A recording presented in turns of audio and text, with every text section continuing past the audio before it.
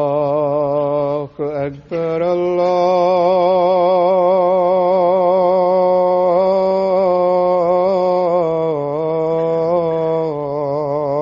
الله أكبر الله أكبر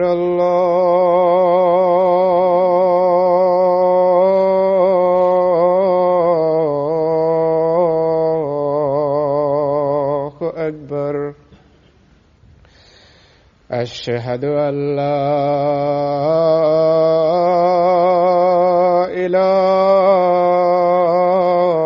إله إلا الله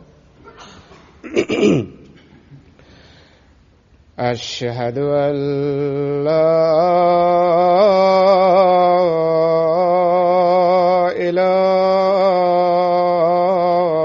إله إلا الله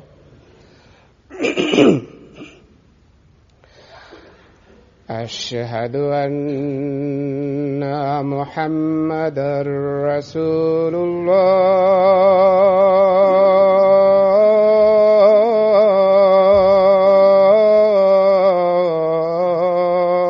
الله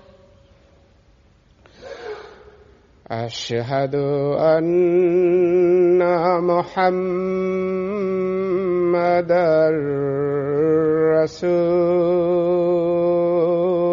رسول الله حي على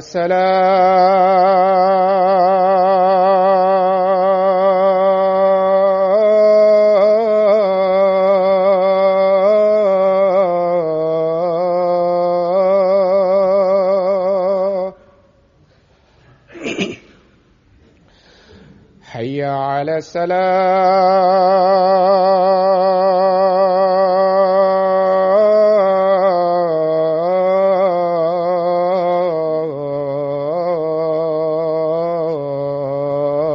الصلاة حي على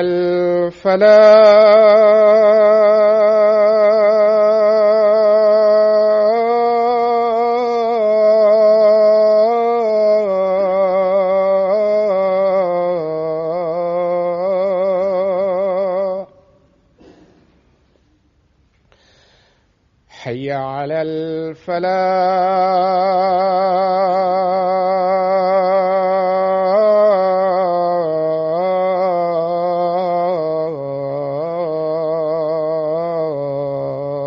الفلاح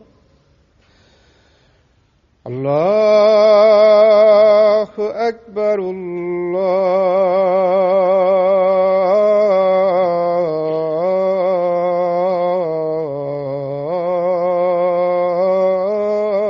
الله أكبر لا إله إلا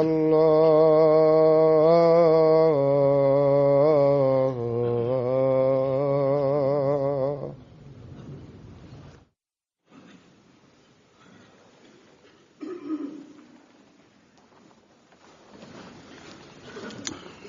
السلام عليكم ورحمة الله.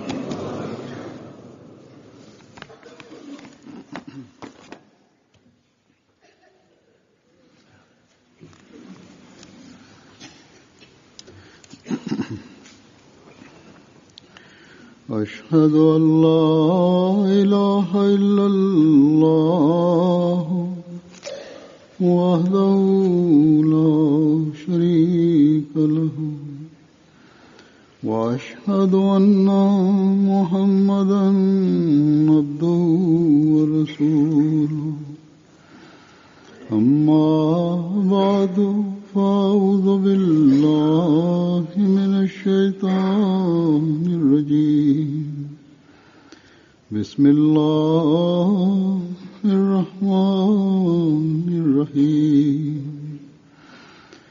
الحمد لله رب العالمين الرحمن الرحيم مالك يوم الدين إياك نعبد وإياك نستعين اهدنا الصراط المستقيم صراط الذين أنعمت عليهم غير المغضوب عليهم ولا الضالين.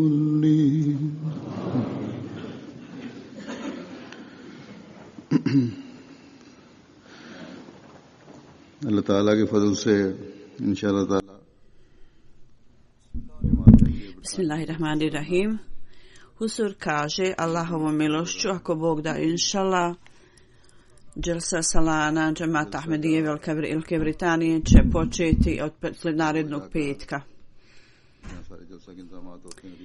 Dželsa Šatr ili ta oblast, to mjesto gdje su svi aranžmani za Dželsu pripremljeni, to je u Hadikatul Mahdi. Tamo poslije ovoga do izvjesnog stepena su pripreme već napravljene, gosti su počeli dolaziti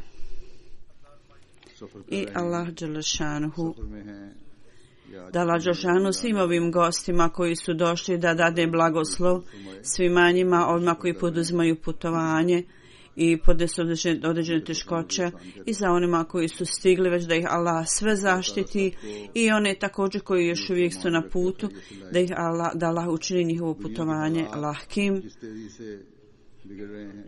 i da Allah čuva sve ljude pod svojom zaštitom i brigom i da ih dovede u miru. Stanje u svijetu vrlo brzo se mijenja. Mi uvijek smo zabrinuti zbog ljudi koji su na putu i za one koji putuju. U svakom slučaju naša je dova da Allah učini da sve ljude budu pod njegovom zaštitom, ne samo Ahmedi i muslimane, nego sve ljude u svijetu, da ih Allah sviju zaštiti. I da ovi ljudi mogu steći mir, ostvariti mir za koji je Allah Đelešanu poslao obećanog Mesiju u ovo doba. Kao što znamo,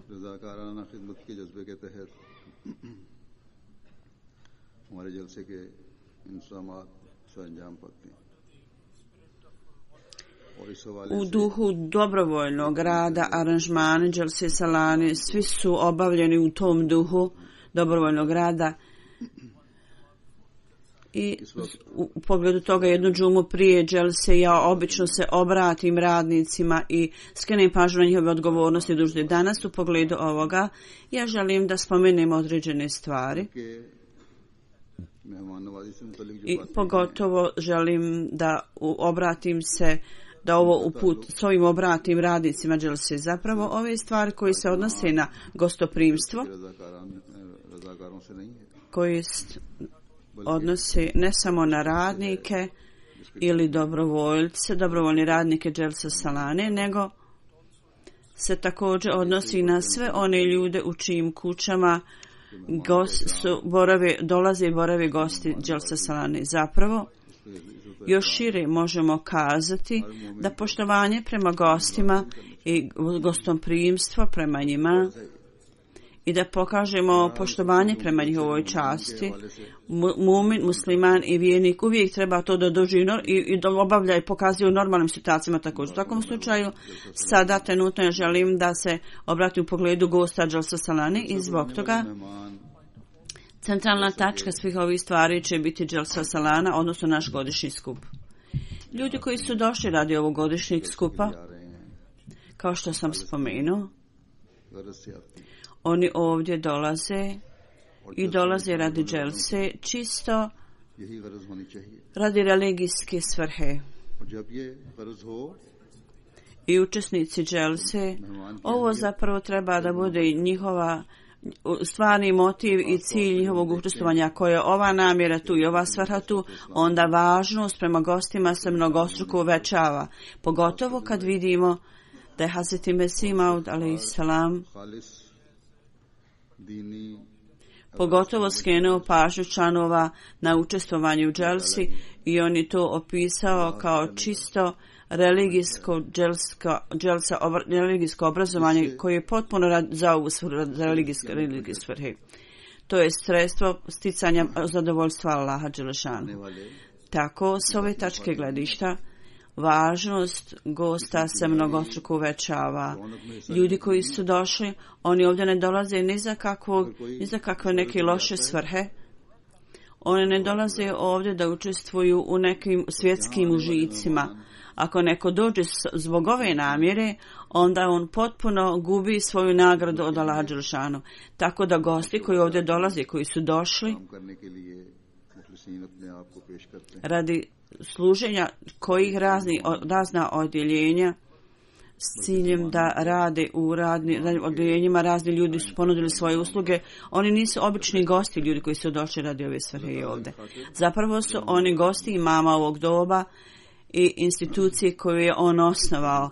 Oni odgovaraju na njegov poziv, oni su ljudi koji su se ovdje okupili radi Boga, radi Allaha. Onda ljudi koji su došli da učestvuju u dželsi salane Velike Britanije, pogotovo oni su oni gosti koji sa posebnom brigom i pažnjom i aranžmanima i ponekad troše velike sume da bi došli ovdje, velike sume novca. I oni ovdje dolaze iz daleka i iz dalekih krajeva. Razlog za ovo je da ovo putovanje treba postati sredstvo velikih blagoslova Allaha dželešanu. Ljubav prema halifatu čine i da oni shvate i da uvide da ovo putovanje također će biti sredstvo način da se sretnu sa halifom vremena. Ljudi raznih zemalja ovdje dolaze, oni su novo predošli Ahmedi, zatim stari Ahmedi, dugogodišnji Ahmedi muslimani. Kad ja vidim ljubav, u njihovim očima ljubav prema halifatu, onda ova osjećanja budu pojačana. Kako ovi ljudi stvaraju ljubav prema halifatu u srcima ljudi. Ovo se ne može postići moći jednom osobe. Jedini razlog za ovo je da ovo doba je Allah dželešanu šaljući obožanog Mesija alejselama ovo doba, da je on započeo ovu instituciju dželse poslije njega. Hilafet zapravo poslije njega. Tako da ljudima može biti predstavljeno stvarno učenje i vrijednosti islama, tako da u islamu poruci islama koja je poruka ljubavi i naklonosti bude biti prenesena ljudima. I svrha je da ljudima svijeta treba biti rečeno da sada stvarni mir leži u učenju stvarnog islama. I ovo su svrhe da bi ih naučili, radi njihovog učenja ljudi dolaze ovdje da bi to naučili. I zato oni toliko vole institut halifata. Sada u Njemačkoj isto tako i predstavnici nekoliko zemalja su također ovdje. To je prilično velik broj. Njihova svrha je da imaju priliku da se sretnu sa halifom vremena. I u prilikom dželse Velike Britanije pogotovo ljudi dolaze ovdje da se okoriste od duhovne atmosfere dželse i religijski i obrazovni programi koji se voda mogu imati koristi od toga, da se koriste od toga i da postanu primaoci dova obećanog Mesija alejselama. I isto tako da imaju priliku da se sretnu sa halifom vremena. Osjećanje i strast takvih ljudi su takvi da se ne može vidjeti u ni u kakvim drugim odnosima svjetovnim. I Hazret obećan Mesija alejselam je to spomenuo u uvjetima bajata. On je istakao ovo, pokazao na ovo i zbog toga ovi gosti koji ovdje dolaze ili položaj ovih gosta koji su došli radi dželse, to njihov vrlo sposoban i visok položaj, oni imaju visoku važnost ovi gosti. I iz ovog razloga služenje ovim gostima donosi i uvećavaju koristi i dobrobit od Allaha. Služeći ove goste, shvatajući ovo, članovi džemata dobrovoljno nude sebe radi služenja ovim gostima, da bi služili ovim gostima. Sa svjetovne tačke gledišta, ako pogledamo na to, službenik koji zarađuje priličan iznos kad treba da nosi hljeb sa jednog mjesta na drugo u toku dželse ili jednostavnoj dužnosti, čak ako se traže oni da čiste zahode, oni to sa zadovoljstvom rade, obavljaju te dužnosti. Razlog za ovo je da služenje ovim gostima, time služenjem ovim gostima osoba postaje primaoc dova toliko mnogo ljudi, toliko broja ljudi. I ovi radnici isto tako postaju sredstva širenja i prenošenja dalje poruke neahmedi gostima koji su ovdje. Mlado dijete, kad malo dijete ide okolo, kad daje vodu djeci, on također prenosi poruku Islama, Ahmedijata. On govori svijetu, mi smo ljudi. Mi nismo došli ovdje s ciljem da stvaramo nered u svijetu. Mi nudimo fizičku vodu ljudima, također i duhovnu vodu. Zato je važnost gosta se također uvećava važnost i domaćina. Ova stvar se ne može nigdje drugo vidjeti. Tako, ovi ljudi, ovi radnici su vrlo zaista sretni i ovi volonteri, dobrovoljci koji rade, oni koji obavljaju službu prema ovim gostima i nude svoje službe za ovu svrhu i rezultat toga dobivaju zadovoljstvo Allaha dželešanuhu. U časnom Kur'anu Allah dželešanuhu je spomenuo o gostoprimstvu i o važnosti gosta. Važnost gosta je spomenuta.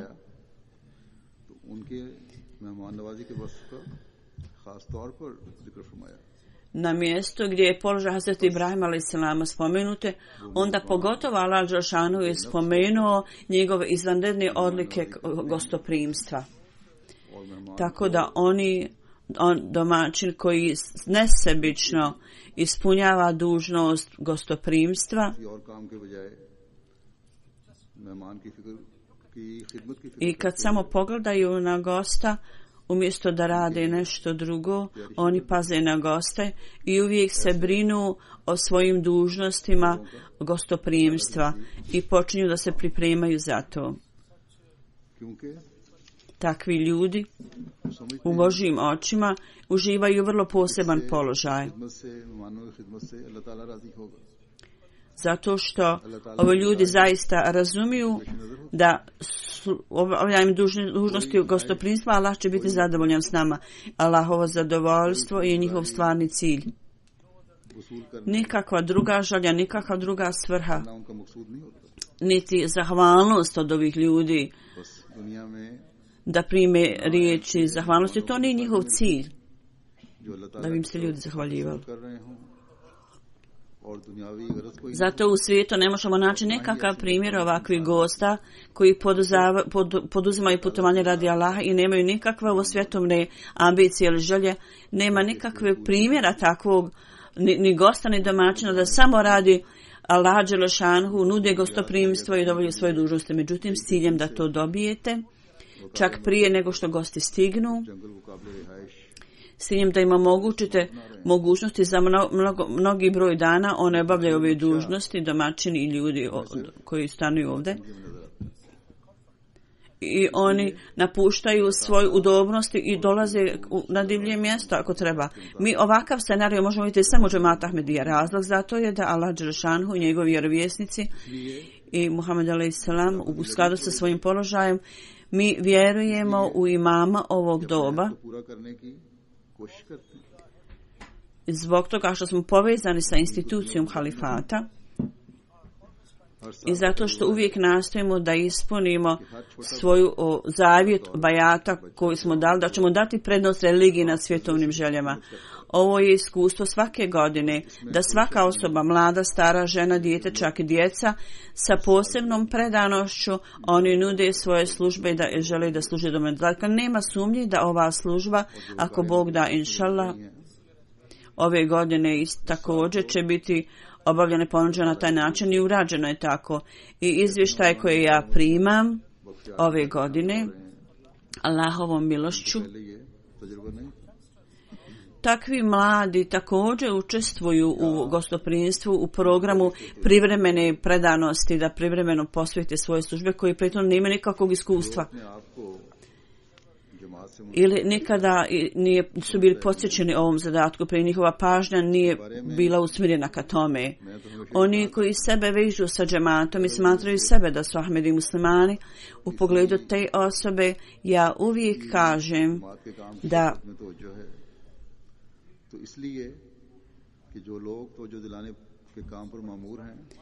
ako neko ne vodi računa o svojoj vezanosti i odgovornosti prema džematu iz razloga da ovi ljudi koji su određeni da skinu njihovu pažnju ne ispunjavaju svoju dužnost na odgovarajući način. Međutim, može biti slučaj da bilo ko za sebe naziva Ahmedi muslimanom i kad se pozve da dođe i kaže mu se za potrebu da on ne dođe. To nije prihvatljivo. Dakle, naša odgovornost je da dademo prikladne upute. Zato je Allah dželešanuhu nam naredio da podsjećamo i da damo prikladnu uputu kako treba i sigurno ispravna uputa kad je data, ako je data na prikladan način i savjet koji je dat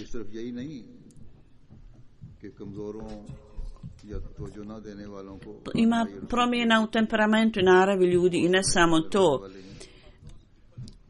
Slabi su ljudi koji ne obrate pažnju na ovo i oni trebaju podsjećanje. Mnogo je ljudi koji su novopridošli, oni koji ne razumiju sistem džemata.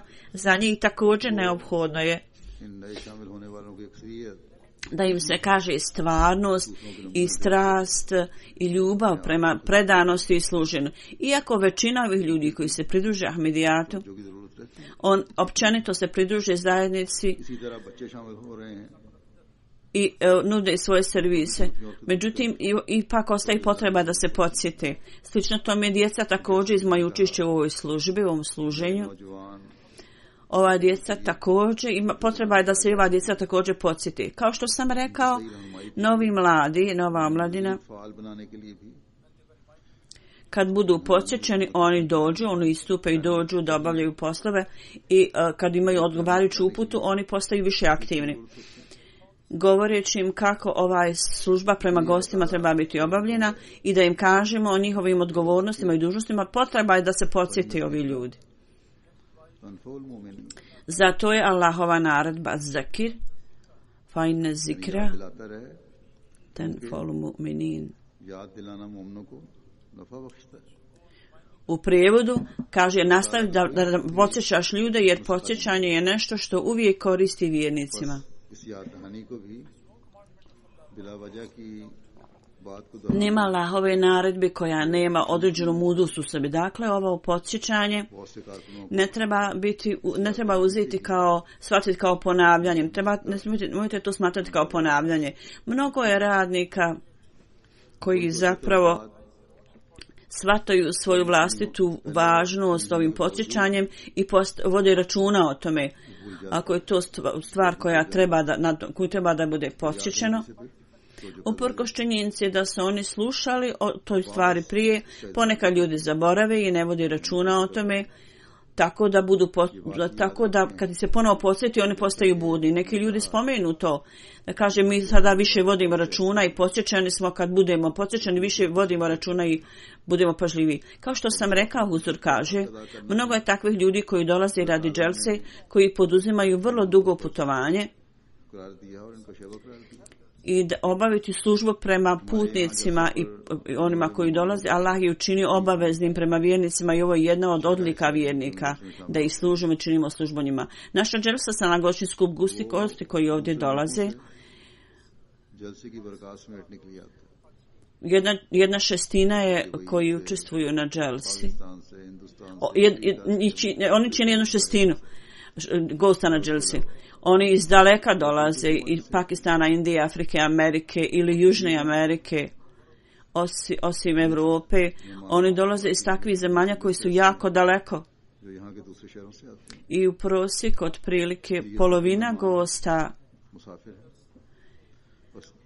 od drugi, bili oni koji dolaze iz drugih zemalja. Svi su oni gosti, oni su također svi putnici.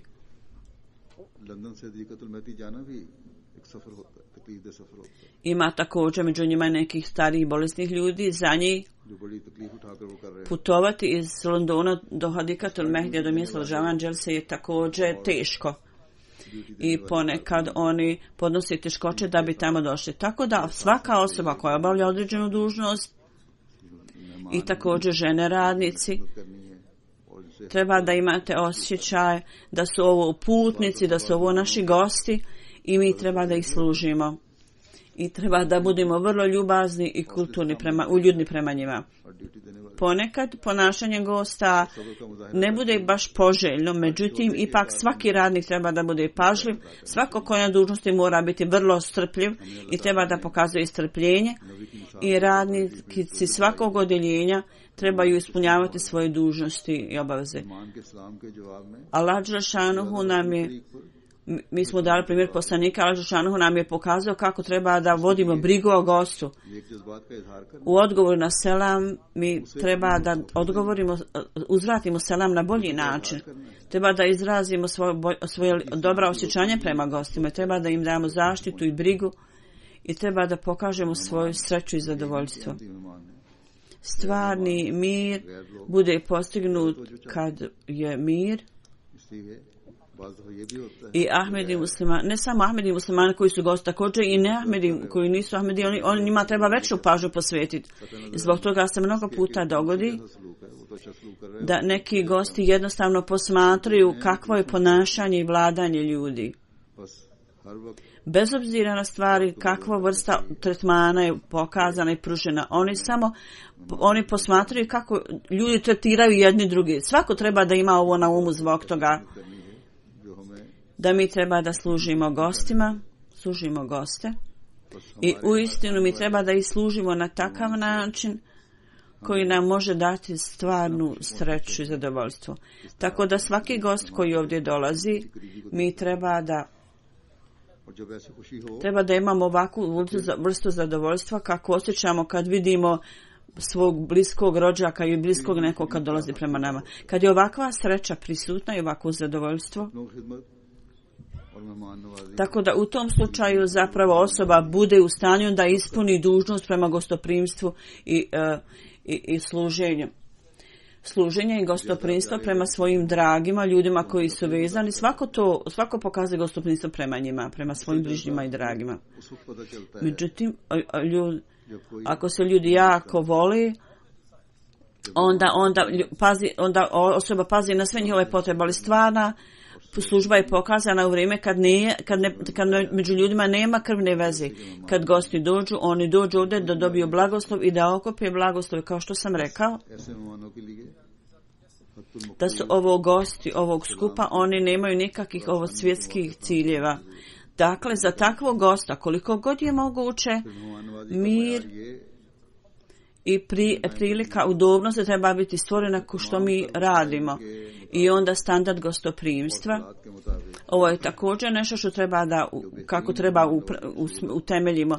Tako da sva sredstva koje ima na raspolaganju i u skladu sa svim okolnostima treba da pokažemo najbolju moguće gostoprimstvo, da im pokažemo svim ovim gostima. Uprava također uvijek treba da ima u razmatranju ovo pitanje cijelo vrijeme. Allah dželešanuhu želi da od nas ovakvu vrstu gostoprimstva, najbolje moguće gostoprimstvo. Onda časni poslanik sallallahu alejhi ve sellem,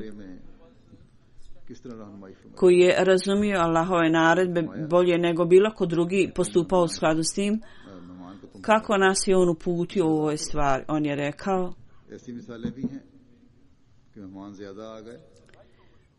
gosti su vam došli, imaju pravo, ispunite njihovo to pravo, ispunite dužnost prema njima. Sigurno ima gosta koji su došli u velikim brojevima i oni su počeli da ovaj primjer navodi o huzur i kaže o obećan Mesaja bi vodio lično brigu o gostima i odvodio i svojoj kući i kad bi tamo došao vidio bi da je malo hrane i pića. U časnom poslaniku zapravo je ovo slučaj, izvinjam se. Kad je časni poslanik pitao Hazreti Ajšu ima li šta za hranu, ona je rekla samo malo za tebe za iftar da iftariš. Tako da bi oni samo malo uzeli od toga. I časni poslanik bi pitao goste, tražio od gosti da sad oni uzmu. Časni poslanik bi možda to samo probao iz ovog razloga, ali sigurno radi razloga da kaže ja ću malo uzeti od ovoga, da to bude sredstvo blagoslova i da Allah uveća i da hrana bude dovoljno hrane za njih, čak za jutarnji doručak, za sehur. Ima još jedan hadis koji kaže samo da časni poslanik kad bi samo uzeo malo da bi prekinuo post, da ta hrana je bila dovoljna za sve goste da budu siti, da se najdu do sitosti. Časni poslanik je također obučavao svoje ashabe na isti način. Da ashabi su pokazivali gostoprimstvo, imali su taj duh gostoprimstva, bili su predani tome. I oni nisu vodili brigu ni o kakvoj vrsti teškoća u tome. I u prisustvu pomagača svog gostoprimstva bude obavljeno kad vi stavite sebe u teškoće. I ovo je pravo gosta na koji je časni poslanik sallallahu alejhi ve sellem utemeljio. I zato smo podsjećali na ovu stvar da je ovo pravo gosta. Ovo je bio rezultat njegovoj obuke ashaba, da su i oni ashabi su uvijek imali želju da slijede plemeniti primjer časnog poslanika sallallahu alejhi ve sellem. I zbog toga ashabi, među njima mi nailazimo na prekrasne iznenađujuće primjere gostoprimstva.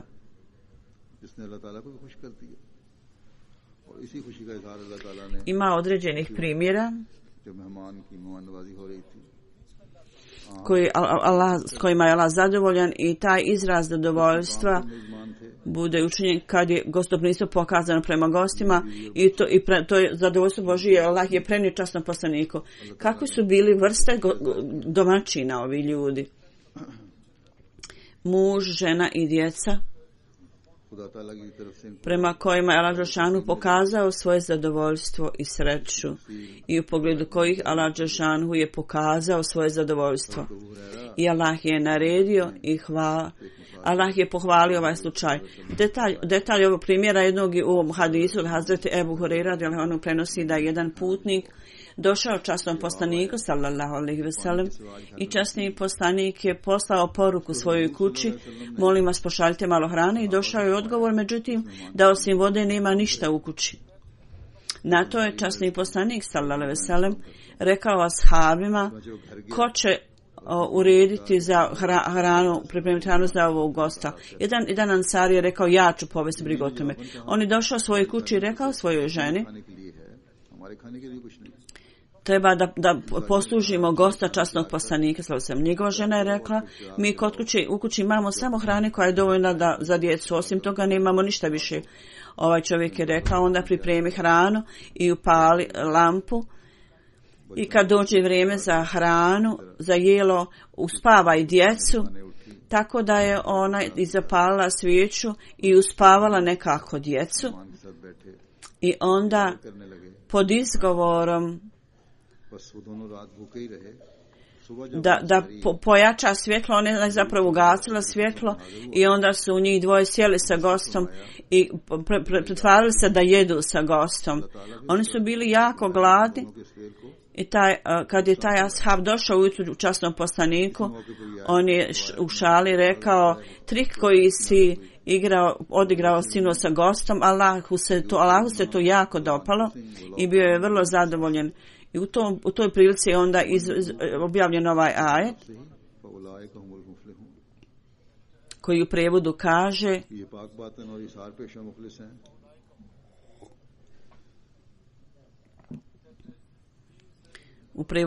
oni koji čistog srca i ljudi koji su puni predanosti prema drugima i daju prednost njima, ovi ljudi daju prednost potrebama drugih ljudi nad svojim potrebama, nad svojim zahtjevima, i hrane i kad su i oni gladni.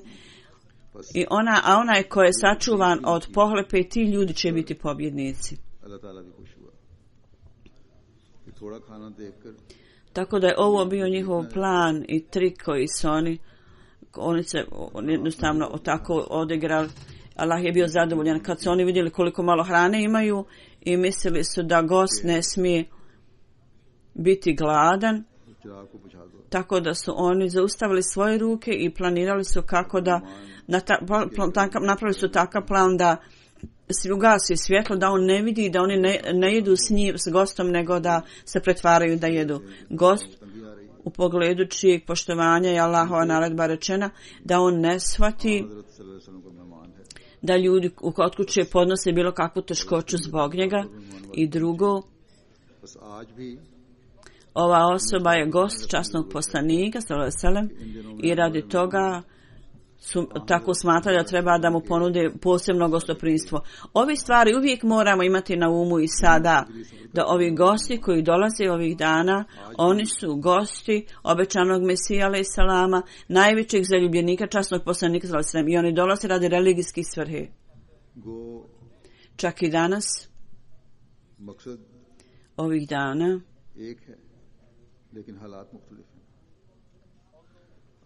iako je svrha jedna, međutim okolnosti, uvjeti su drugačiji. Ovih dana kad radnici budu pozvani radi raznih dužnosti i gostoprimstva, uprava im ne kaže odvede ove ljude svojoj kući i pokaže im gostoprimstvo. To nije takvo stanje sada. Stanje ljudi nije isto kao što je bilo u vrijeme časnog poslanika sallallahu alejhi ve sellem. Stanje ashaba, da u svojoj kući nisu imali dovoljno ili ništa. Međutim, ipak su sebe stavljali u teškoću i žrtvovali da njihova djeca budu gladna, ali da ipak pokažu gostoprimstvo prema gostu. Tako da pokazujući svo gostoprimstvo radnicima, onda se od radnih traži da rade, da obavljaju razne dužnosti gostoprimstva. Uprava džemata će omogućiti sve mogućnosti, osigurati sve mogućnosti. Kao što sam rekao, svi vi radnici, muškarci, žene, dječaci i djevojčice, vrlo ste sretni, svi vi koji ste određeni za služenje gosta obećanog Mesija alejhi selama, i bez ikakve teškoće samo treba da obavljate svoju dužnost gostoprimstva. Vi niste ni pod kakvim finansijskim krizama i nikakva žrtva se od vas ne traži. Kad je dželsa bila u Rabvi, onda su stanovnici Rabve napuštali udobnost svojih kuća i žrtvovali se radi udobnosti gosta. Oni su davali svoje kuće gostima da gosti mogu doći i boraviti u njihovim kućama. Uprkos aranžmana u okviru džemata, kuhinja je uvijek postojala za goste unutar džemata i neki ljudi su pružali gostoprimstvo, pokazivali svojih džepova. I u svakom slučaju ovakvo stanje se ne može vidjeti nigdje kako su pokazali ashabi i časnog poslanika obećanog Mesija alejhi selama u doba Hazret Mesih Maud alejhi selam u svom primjeru. Možemo vidjeti kad možemo takve primjere vidjeti kad vidimo primjer časnog poslanika koji je također obećanog Mesija slijedio. Kao gostoprimstvo prema svojim gostima on je žrtvovao svoju udobnost i po hladnom vremenu bi trošio noć bez ikakvog prikladnog aranžmana i za hranu, za obezbeđenje hrane. Žena obećanog Mesija alejhi selama, on je koristio njen nakit da bi obezbijedio da hrana bude na raspolaganju. Ovakav primjer su pokazali također njegovi ashabi koji su uvijek davali prednost udobnosti drugih ljudi nad svom novoj udobnosti. Hazret Mesih Maud alejhi selam u pogledu dželsa salani on je spomenuo ovu stvar da naši ljudi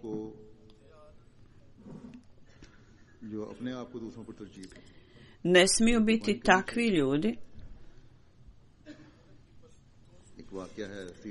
da daju sebi prednost nad drugim ljudima, to jest treba da se žrtvuju zapravo.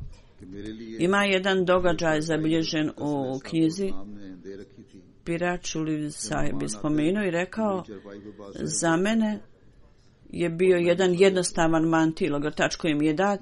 Kad bi gosti dolazili, onda neki ljudi su dolazili i legli bi na moj, ja mislim da je to mantil ili krevet, ležali su na kreveta, ja bi onda ležao na zemlju.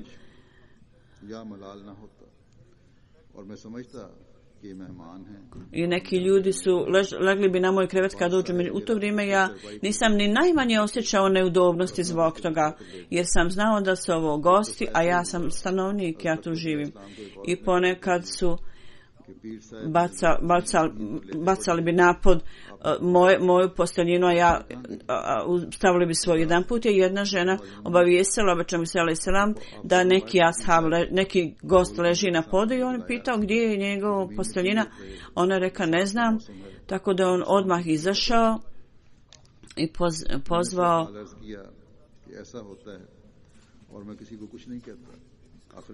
a napolju je spavao i rekao mu da je opasno da spava napolju jer može biti zmija ili škorpija ili nešto, da je to opasno. I rekao je, pažnja na ove ljude je moja odgovornost. I na to bi će mi se poslao krevet za ovog čovjeka i kaže nekoliko dana ja sam ležao na tom krevetu i onda se dogodila ista stvar kao sam spomenuo ranije, jer je ponovo se dogodio isti slučaj s nekim drugim i onda bi mi se ja ponovo poslao krevet za tu osobu, onda ga je opet treći put obavestio nekome ko spava napolju i ujutru ovaj prenosilac kaže, obično mi sam je rekao da pravo prema gosta obavi svoju dužnost prema gostima, međutim sad treba da nešto uradiš. Ja ću ti dati lanac i stavi taj lanac sa krevetom i zaveži ga za zid. Molni Abdul Kerim Sahib kaže, možda ima nekih ljudi koji će i taj krevet uzeti, valjda je neko uzeo te krevet. Tako da događale su se ovakve vrste šala u tog vremena. Kad sam rekao latifa, neki od prevodioca to spominju kao neki prevodioci spominju to drugačije jer u riječniku je drugačiji prevod ove riječi, svi ima nekoliko značenja ova riječ, onda neki prevodioci to ne razumiju kako treba i onda bude to preneseno drugačije. Ovo je bila samo šala i spomenuto je kao jedna vrlo duboka stvar, kao što neko koje ima mudrosti i dubinu spominje to sa dubokim značenjem. Ovo je vrlo važna stvar da to spomenemo i treba da to uvijek imamo na umu. Onda želim da spomenem drugi primjer obećanog Mesija alejhi selama, međutim prije toga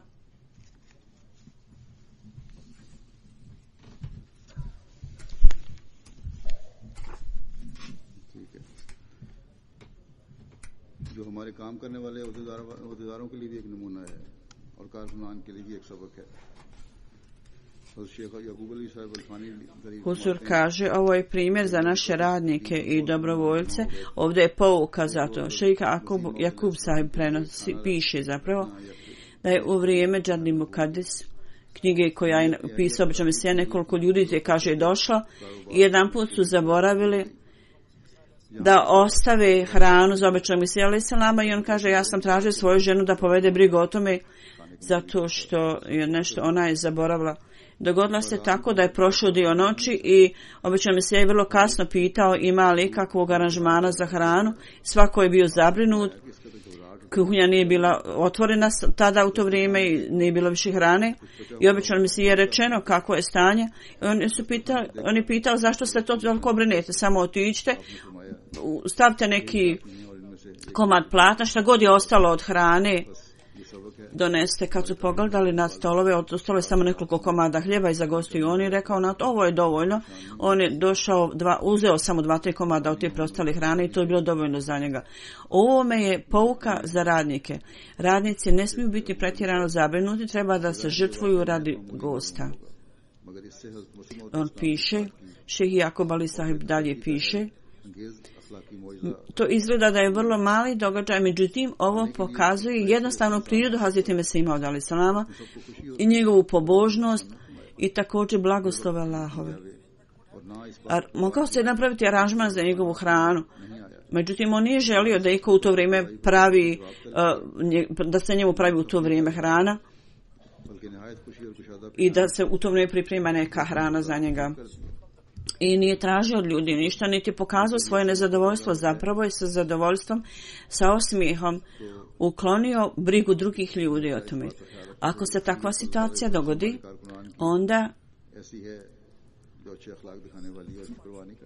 uvijek imajte ovo na umu, da većina radnika su takvi, oni koji uvijek pokazuju dobar, visok moral, međutim ponekad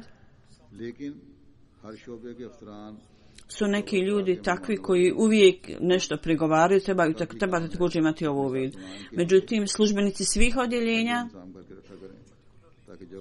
pogotovo odjeljenje za gostoprimstvo, treba da napravi aranžman za svoje radnike kad završi dužnosti da hrana bude na raspolaganju za njih. Ili treba da bude neki drugi aranžman.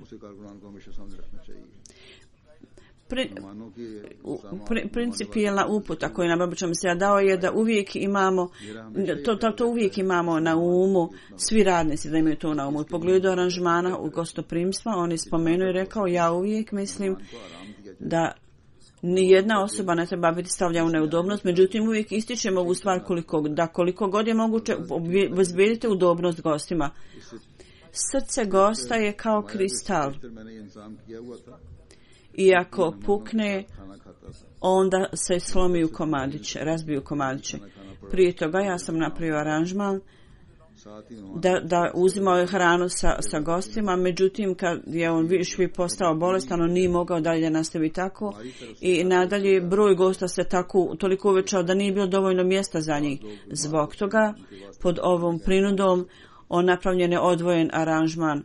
Mi dajemo pravo svima, ako se osjećaju neudobno, da to spomenu i može biti napravljen odvojen aranžman za ovakve ljude koji imaju određene neudobnosti. Ovo treba da imate svi na umu, da nikada ni jedan gost ne smije biti povrijeđen, njegovo osjećanje ne smije biti povrijeđen. Uvijek pokažete dobar moral i dobro vladanje i na svakom mjestu i u svakoj situaciji takav treba biti slučaj.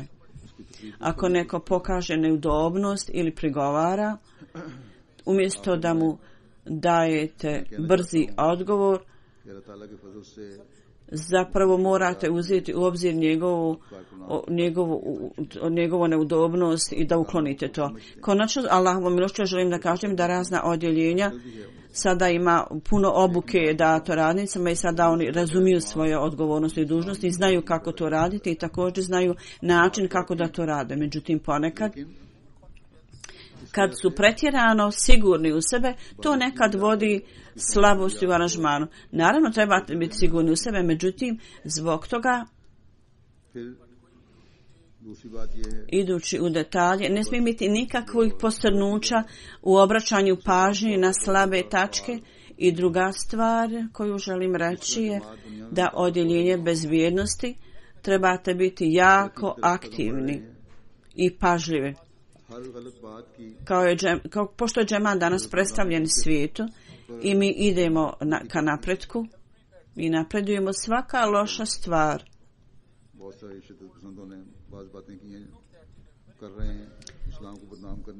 treba da vodite računa o svakoj stvari.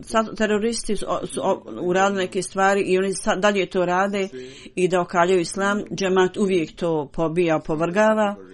Dakle, kad se ovakve stvari događaju, ljudi koji su ljubomorni, protivnici, broj ovih ljudi se također uveća u to vrijeme i protiv džemata, planovi i napori koji oni prave protiv naše zajednice i zbog toga ovo odjeljenje sigurnosti mora biti izuzetno aktivno upravo od sada, a ne na kraju vremena.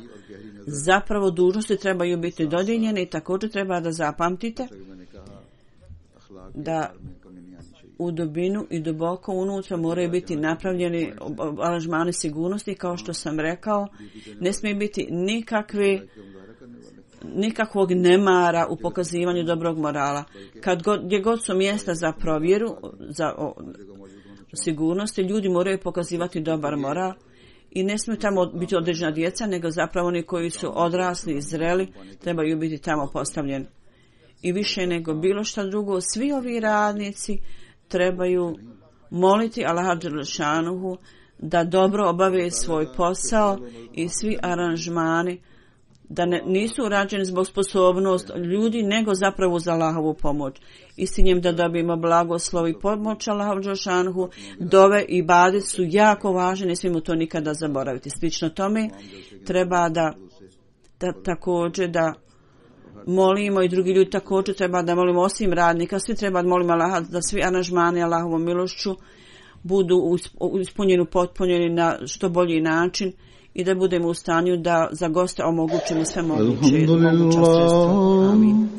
Alhamdulillah, nahmaduhu wa nasta'inuhu wa nastaghfiruhu wa nu'minu bihi wa natawakkalu alayhi wa na'udhu billahi min shururi anfusina ومن سيئات أعمالنا